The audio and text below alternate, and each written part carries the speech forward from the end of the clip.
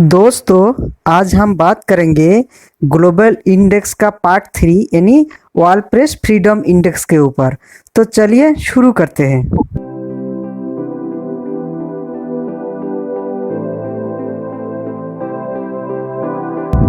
3 मई को world press freedom day मनाया जाता है।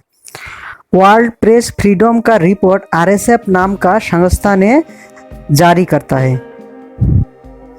आरएसएफ का फुल फॉर्म होता है रिपोर्ट सेंस फ्रंटियर्स। ये संस्था 1985 में फ्रांस में शुरू हुआ था और 1995 को नॉन प्रॉफिट ऑर्गेनाइजेशन के हिसाब से ये रजिस्टर हुआ था। आरएसएफ का हेड ऑफिस है आपका फ्रांस के पेरिस में। आरएसएफ ने हर साल में अपना रिपोर्ट जारी करता है। तो चलिए देख लेते हैं इंडिया का रैंकिंग कैसा था पिछले कुछ सालों का। इस साल यानी 2020 में इंडिया का रैंकिंग था 142, 2019 में 140 और 2018 में 138 और 2017 में 136 और 2016 में 133 और 2015 में 136, 2014 में 140 और 2013 में 140, 2012 में 131 और 2005 में 106 और 2002 में 80। इस ग्राफ में आप देख सकते हो इंडिया का रैंकिंग धीरे धीरे कैसे नीचे चला गया। चलिए देख लेते हैं इंडिया का रैंकिंग 142 होने का कारण क्या है। पहला कारण था 2019 का लोकसभा इलेक्शन में बीजेपी पार्टी ने मीडिया के ऊपर हिंदुत्व राष्ट्रवाद का प्रचार करने के लिए प्रेशर क्रिएट किए थे।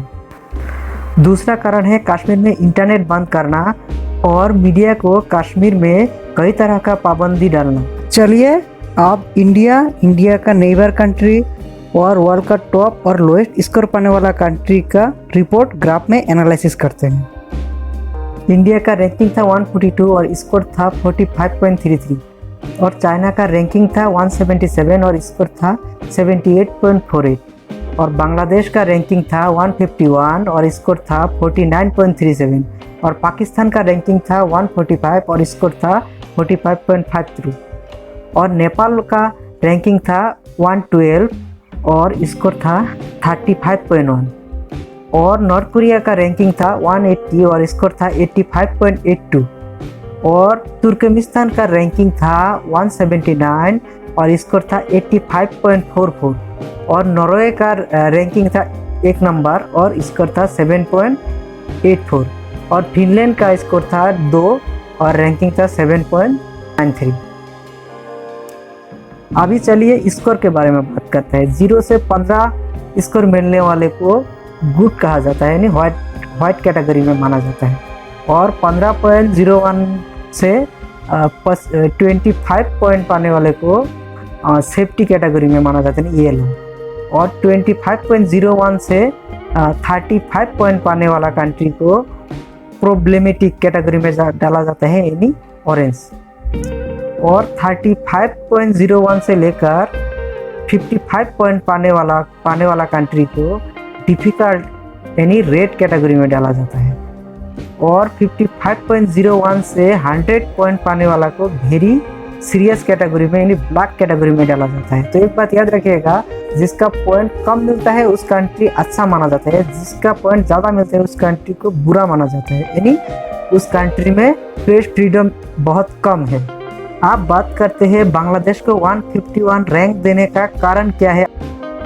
2018 में शेख हसीना जब रीइलेक्ट हुए थे उस वक्त मीडिया के ऊपर कोई तरह का वायलेंट हुए थे यानी कई तरह का अटैक किया गया था।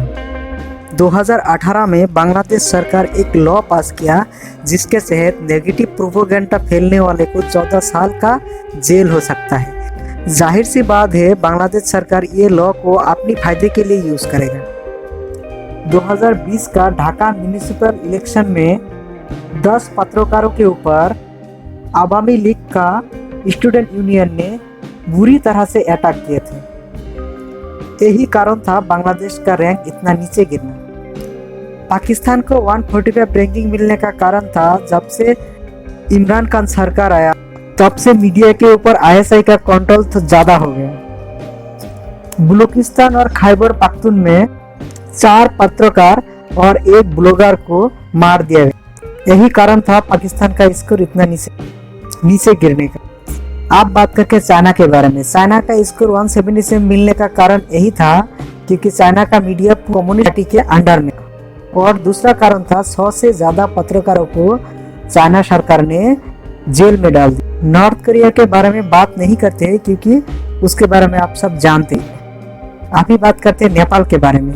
नेपाल में जब से नया सरकार आया तब से पत्रकारों को सरकार ने अपने कंट्रोल में ले रहा है, इसीलिए नेपाल का रैंकिंग इतना नीचे गिर रहा है। आरएसएफ ने तुर्कमेनिस्तान को 179 रैंकिंग देने का पहला कारण है, तुर्कमेनिस्तान को one of the most closest country कहा जाता है।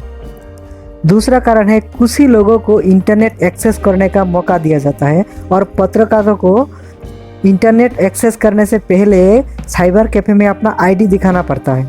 तीसरा कारण है वहाँ का ब्रॉडकास्टिंग लॉ। वहाँ का ब्रॉडकास्टिंग लॉ के हिसाब से टीवी चैनल वाला सिर्फ तुर्कमेनिस्तान का अच्छाई को दिखा सकता है, यानी पॉजिटिव इमेज को दिखा सकता है। इन्हीं कारणों से तुर्कमेनिस्तान को 179 रैंक दिया गया।